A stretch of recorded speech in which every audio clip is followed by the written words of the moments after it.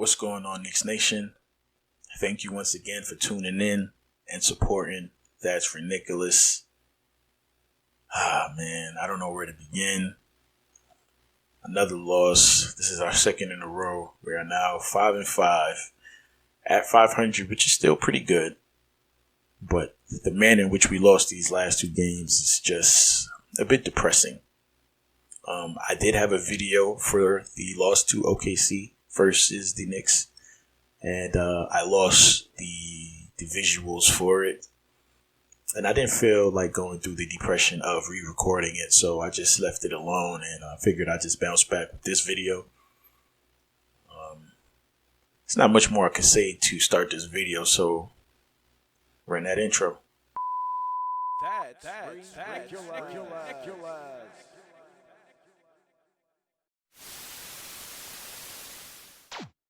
So yes, the Knicks were completely obliterated in a loss to the Denver Nuggets this Sunday evening at Madison Square Garden. I would like to use some profane words at this moment, but I'm still trying to stay family friendly. It's not for kids, but I still would like to be able to try my best at monetization and all of these things in the future. I'm trying to grow this channel. I don't want any problems, so I'm trying to stay calm and cool and collected. Yeah, Manny, your Nuggets, they ain't all that. Y'all got lucky tonight. We're shorthanded, so we'll see y'all again this season. It will be in Denver, and I'm confident that we'll get the W that time. But enough of that. The loss was 114-89 blowout. And there are no positive takeaways from this game, as there were none from the OKC game, aside from us only turning the ball over 4 times, I believe it was. I had a whole video completely dedicated to that loss, and I lost it being careless, really. And deleted the file out of my phone, out of my photos, before I was able to finish editing it. So when it came time to do the exporting and all of those good things, the file was no longer in my phone. So, win some, you lose some here. Just like the Knicks, I'm still learning. I'm still getting this thing off the ground. I do all of my recording with my phone. I do the editing on the phone and all of that. So I have some learning to do. I have some things I need to get in order before I could really take it to the next level.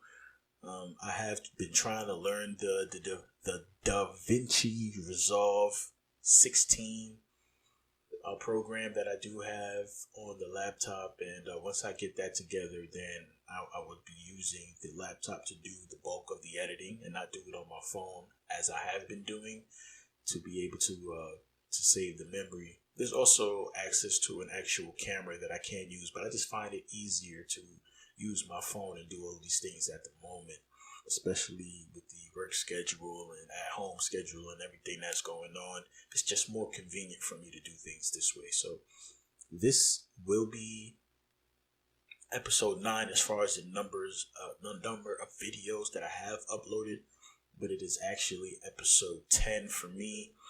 I have the episode 9 audio still, but I don't have the visual, so it really serves no purpose for me because I really don't have the thought at this current time to do this as like a full-on podcast, like with other streaming sites like the SoundClouds, the iTunes, Spotify's, and all of those things that you could post your podcast on.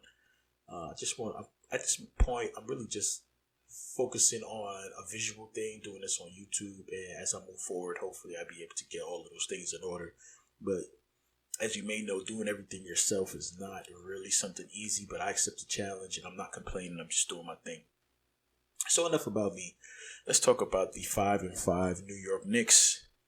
We're going into our back-to-back game tomorrow against Charlotte, 5-5. They're also 5-5, so this is going to be an interesting game for sure. Let's get right into it. Looking at the numbers for tonight's game, we have Julius Randle with another almost 30-point game. He had 29. 3 turnovers, 5 assists, 10 boards, and he shot 5 of 6 from the free throw line, 2 of 5 from 3, and he was 11 of 16 from the field. So shooting 68% from the field, 40% from 3, 80% from the free throw line. It's just great numbers from Julius Randle. Can't complain. He played 38 minutes, and I believe he played a little bit too many minutes, especially because the game got out of our hand early. Pardon me.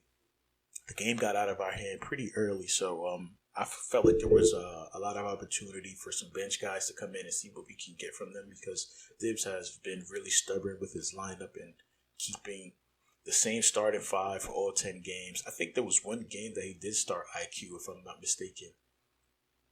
I will have to go back and double check. So, correct me if I'm wrong, but I believe there was a one game situation where he started IQ. Maybe not. But for the most part, it's been EP, it's been Reggie Bullock, it's been RJ, it's been Julius Randle, it's been Mitch. And it's worked in some games and it's hurt us in some others. So Julius Randle had a great game tonight. It's nothing I can complain as far as his game goes. I mean, 3 turnovers is not bad for someone who handles the ball. Not to say handle, but who does a bulk of the carrying up and the facilitating for us. So to play 38 minutes, damn near 40 minutes, and only turn the ball over 3 times, it's pretty impressive, especially from what we have been seeing from him. And then we look at RJ Barrett's game tonight, and he continues to struggle. He had 9 points. He also had 3 turnovers. He had 4 assists. He had 9 boards tonight, which is pretty good. He shot 1 of 3 from the free throw line, and that's just horrible for me. He shot 0 for 3 from the 3-point line, and he was 4 of 13 from the field. So he pretty much shot 30% from the field and from the line, and 0%, obviously, from the 3-point line. He played 33 minutes tonight. He's another guy who I feel should have got a rest a lot earlier in the game, especially once it was obvious that we weren't going to come back. I'd say once we had hit that 25-point deficit, that's when the bench guys should have just been emptied at that point, because to me it felt like there was no way we was coming back. Watching the game, it just felt like there was no fight in us that we had been seeing in previous games where, we'd get down 15, maybe. I think the highest deficit we had was 18 that we came back from and actually won. If I'm not mistaken, that was the Atlanta game. So, but once we got to 25, I was like, yeah, it's over. I mean, honestly, once we got to the 20-point deficit, I was like, it's over. But 25 is definitely a number you would like to sit your guys down, especially RJ has been struggling for the last couple of games. And I'm going to get into my thoughts on probably not each player, but specific players and what I would like to see moving forward and what I would hope to see is the end game for us. Then next, obviously the third highest. I think he takes the third highest amount of shots on the team at this point, and I don't know who he thinks he is still, because he's also struggling. We have Elfrid Payton. He had 12 points tonight. He had 2 turnovers. He had a steal. He had 5 assists, 3 rebounds. He was 4 of 5 from the free throw line and 4 of 10 from the field goal. He played 32 minutes tonight. And numbers-wise, I guess you would look and say that EP didn't have too bad of a game. But if you watch the game, then you would understand that it's just not working with him. I'm hoping that this being the 10th game, Tom Thibodeau comes tomorrow and kind of changes up the starting lineup. I've been hearing and seeing that I think they wanted to judge the games on 15 to 20 game increments, judge their lineup on that. But I'd like to think that we've come to a point where it's time to shake up the starting lineup, because if Elfrid Payton is going to remain to be that aggressive as a guard and look off open guys and just look to drive first, and then if he doesn't put up a shot, he only passes it out to Randle. Maybe, just maybe, he shouldn't be in our starting lineup. Maybe we should give chance to IQ or maybe I'll come with my ideas about that later on. I'm not gonna get too much into that right now. So next we have, let's say, Reggie Bullock. Reggie Bullock had 7 points tonight. He had 1 assist, 3 rebounds. He was 1 of 1 from the 3-point line and 3 of 8 from the field. He's another guy who's continuing to struggle for us. And every time I mention Reggie Bullock's name, I just have to go out and say how much we miss Alec Burks right now, because everything that Reggie Bullock lacks for us on the offensive end, we get in the second unit with Alec Burks. And I'm not so sure what his timetable is looking like. A couple games ago, I know he was listed. He was in a boot. He was going to be reevaluated in 7 to 10 days from that. So I think maybe sometime next week we'll hear something about his reevaluation and see if he can start moving along the line in the protocols that Tom Thibodeau puts guys through before they're able to get back into the game and on the floor for us.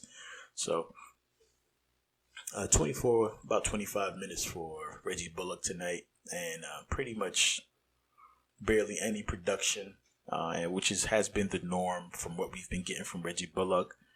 I'm hoping that some teams may see something in him, because I don't think he's somebody for the future for us. I think Alec Burks could definitely be a future, maybe a bench guy or a starting guy for us, depending on what we do moving forward. But Reggie Bullock looks like a guy who can be seeing a way out of this team, and I hope that teams look at him and may be able to see something from him. But we're not getting much production out of him. Next, I'd like to speak about Mitch. Mitch had 11 points tonight. He had 1 block, 1 steal. He had 5 rebounds. He was 1 of 2 from the free throw line and 5 of 5 from the field. Played 34 minutes, and he had 0 fouls.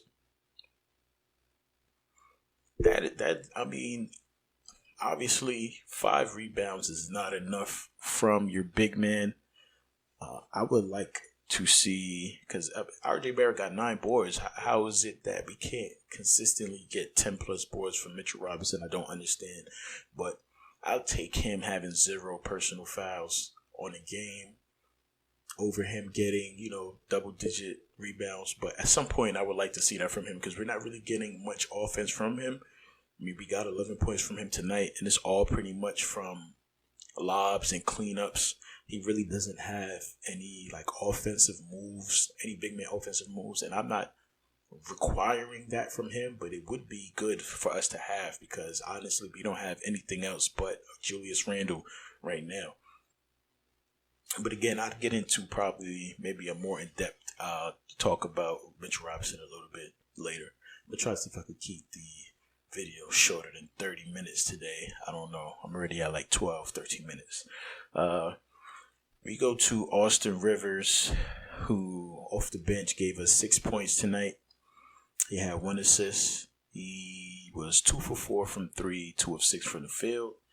Between Friday's game and tonight's game, seen a bit of struggles from him in the game against OKC. He hit a really clutch 3 for us, that was supposed to jumpstart the offense and give us a move, a push to fight back and win that game. But obviously we didn't win that game. And I'm upset that I don't have my video up to reference and all of those things like that. But it's cool. I'm saying it's cool. But only 22 minutes from AR Rivers tonight. Mr. Stone Cold Nick Austin wasn't so cold tonight. Well, he was cold, but not cold-hearted. You know what I'm saying? He had no ice in his veins. But it's cool. I'm not gonna put any pressure, and not to say pressure, I'm sure they ain't really watching this at this point, but I'm not trying to put any pressure or any fault really on Austin Rivers. It's not really his fault that we lost this game at all, to be honest. He did hit 2 threes for us of the 4 that he took, and if other guys were doing what they were supposed to be doing, it could have looked like a different game. And Emmanuel Quickly, he had 4 points.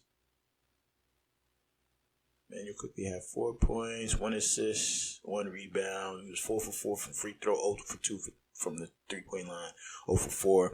He's also been struggling I'd say, for the last 2 games. Some may say he struggled for the last 3 because he only played 6 minutes against Utah and he didn't look too good in the early starts of that game. But he only played 6 minutes because Elfrid Payton was having a really good game. So if Elfrid Payton wasn't doing that well, I'm sure we would have seen more of Quickly that night. But I'm sure Thibs just wanted to keep the flow that we had going on. So I'd just say he's been struggling for the last 2, really. He only played 13 minutes tonight, though. And I'm going to get to more of that in a second, too. I'm just going to, let me see, who else? Kevin Knox, 6 points. He had 1 rebound, 1 of 1 from the free throw line, 1 of 3 from 3. He was 2 of 6 from the field. He played about 18 minutes tonight. He's another guy who I would like to see more offense from. I've always mentioned in my last couple of videos, in all of my videos, if I'm not mistaken, how much more potential I believe Kevin Knox has. But for whatever reason, the offense isn't really complementing his game. And we have to find a way to get him going. It seems as if Emmanuel Quickly is the only guy who can really get something out of Kevin Knox when he's on the floor. So either I'm gonna get to that in a second. Let's not even do that yet. And we also saw finally some minutes from Dennis Smith Jr., Theo Pinson, and Iggy Brazdeikis. Of those 3, the only one who was able to score tonight was DSJ. He had 4 points. And he was 1 of 3 from the field. So as far as the teams box score goes, that's about it. It was a really hard game to watch. The Knicks, we only won 1 quarter. We won the 3rd quarter, but we gave up 28 points in the 1st quarter. Then we gave up 30 plus in 2 quarters of this game. In the 2nd quarter and in the final quarter of the game, we gave up 31 in the 2nd and 32 in the 4th. And we scored 26 in the 3rd, which was the only quarter that we won, and 25 in the 4th. 2nd quarter, we scored 17 to 31. That is horrible. And you're not going to win games that way. We got back to what our turnover numbers really usually look like. We had 16 turnovers tonight to the 12 of Denver. And surprisingly, we scored more points off turnovers than Denver tonight. We had 22 to their 10. And just numbers like that, it just makes it hard to see how could we have given up such a huge lead. So the biggest lead for us tonight was 3, and it was 30 for Denver. And they out-rebounded us. They obviously had more steals than us. They had more blocks. They shot a better field goal percentage than us. 3-point percentage, we were 28% tonight, which is along the lines of what we've been seeing from the Knicks lately anyway. We shot 76% from the free throw line to Denver 75. So both teams didn't shoot really well from the free throw line. But obviously, Denver was able to capitalize off having a much better game and being a much more experienced team than the New York Knicks was tonight. So with all of that being said, we have Charlotte tomorrow. And I don't think it's going to be a relatively easy game for us because of the struggles of R.J. Barrett, of Peyton, and figuring out the lineup issue is something that is going to probably determine whether or not we're able to come away with this game. looking at the season averages real quick, the Knicks average 101 points per game, and Charlotte averages 108. We average about 2 more rebounds than them, 46 to 44. We average about the same amount of turnovers, so I could look at this game and pretty much predict a possible high turnover game for both teams. We shoot slightly better than them from field goal percentage, but it's the same number, 44.9 to 44.5. Same 3 points, 36.1 to 36.4. And this is a pretty evenly matched up game. I'm not expecting a blowout at all by any means from either side, but I'm definitely hoping that the Knicks are able to pull together and get a victory against the Charlotte Hornets. We're gonna have some work cut out against for us with Scary Terry and obviously LaMelo Ball, who just had a triple-double the other night. But that's another discussion for Monday night when that game actually happens and I'm able to dissect it and take a look at that game.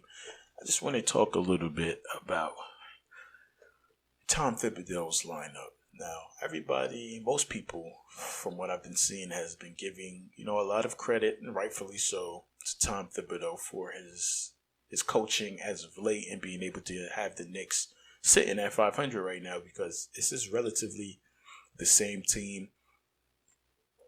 Excuse me. If we take away, obviously, Emmanuel Quickly, Obi Toppin, who isn't playing it right now anyway because he's hurt, and I think that's about it. I think it's pretty much just about the same team.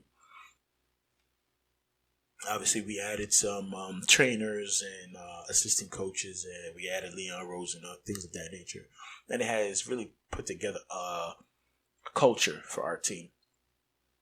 But now, actually, after seeing 10 of these games, there has been some moments where Elfrid Payton has looked good, but I just don't see him as obviously a starting guard for us moving forward.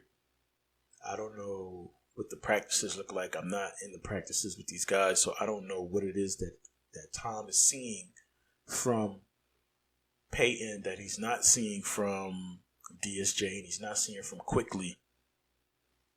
Obviously, Frank is hurt right now, so he can't play. But I feel as if now, after these first 10 games, we sit back and look, yes, we won 5, we lost 5. But if he's such a film guy that they say he is, and we have such a great staff, I'm pretty sure that if they look back after probably Monday's game, because I don't know if they're going to have the time to really watch the film of 10 games leading up until tomorrow night's game. Hopefully, at the end of Monday night's game, they have some film that they look at and reflect on from all 10 games and figure out what this lineup is going to be. I think we need to move Payton to the bench. I'm not saying to X him out the lineup completely, but I do not want to see him as a starter for us anymore moving forward. I would like to see obviously IQ start at the 1, but if we don't put IQ as the 1, we can't put Rivers in the starting lineup right now, because then we probably won't have anybody coming off the bench with some offense. So this is what I would suggest. I would suggest we start Emmanuel Quickly at the 1. We start RJ Barrett at the 2. I think we should start Kevin Knox at the 3. And then obviously keep the 4 and 5 the same with Julius Randle and Mitchell Robinson. Now, the reason why I would like IQ and RJ to be the 1-2 is because, well, 1, Reggie Bullock, at this point, I'm not sure if he has been playing the 2 or the 3 for us, because RJ Barrett and him can pretty much play both of those positions. But either way, I need him out of the lineup in the start, because we haven't really been getting any offensive production from him. And obviously, we could continue to start him and just change Payton first and see how this goes, because Payton is just one-track minded or two-track minded. He either sees the rim or he sees Julius Randle. So we can try. Hopefully, Monday night's game we start IQ at the 1. We bench Peyton. I'm not saying that the IQ needs to be playing 40 minutes at all or 30-something minutes, but about 20 minutes maybe. We start him. Maybe keep Reggie Bullock at the 2, RJ at the 3, Randall, and then Mitch, and we kind of see what we have there because IQ has been showing that he's able to facilitate. He's quick and he's moving around. He can do pretty much the same thing that Peyton does, getting into the paint, into those little cracks. He's just been a little off with his floater. He's been a little reluctant to shoot.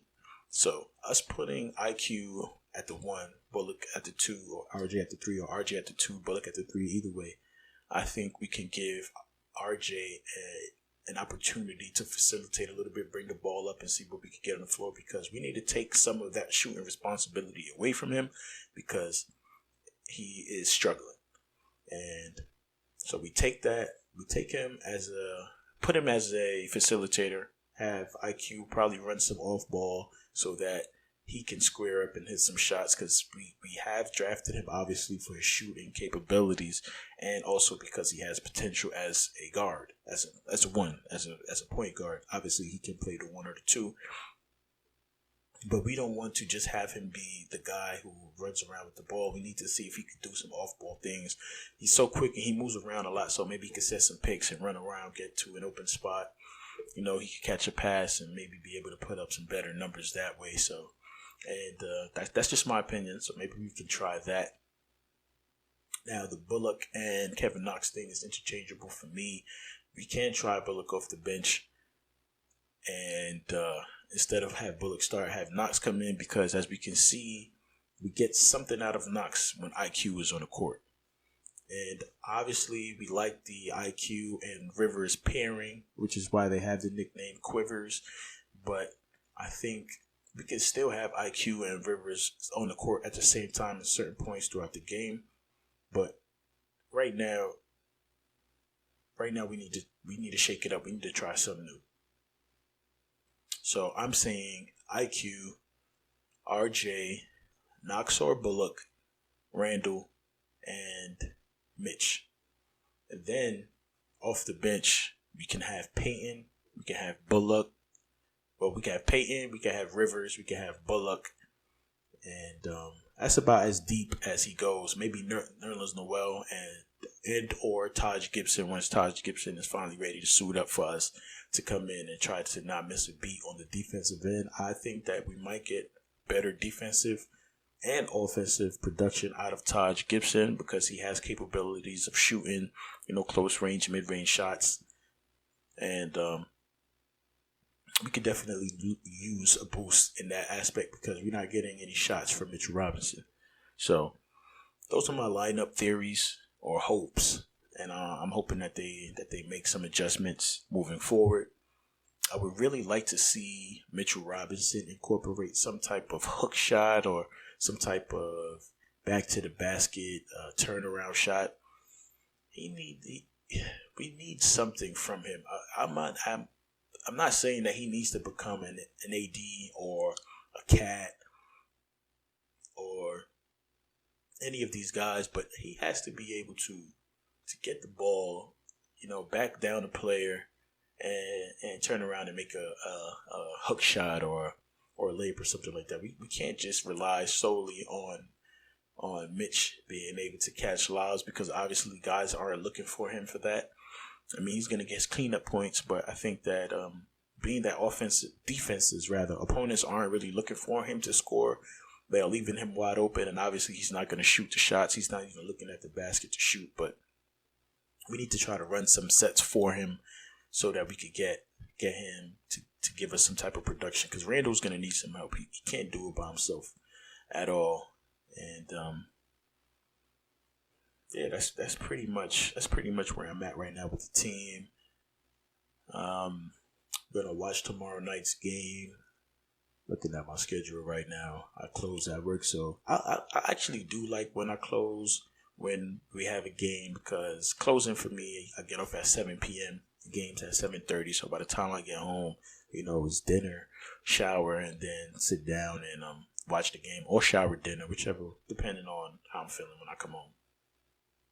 and sit down, watch the game, and then I'm able to do my video. The only thing is tomorrow I close, and then Tuesday I open. So that small window of time between when the game finishes, which is about 10 something, and I do my video and try to edit and do all these things. By that time, it's about 12, 1 o'clock, and then I got to be up 6 o'clock in the morning for work.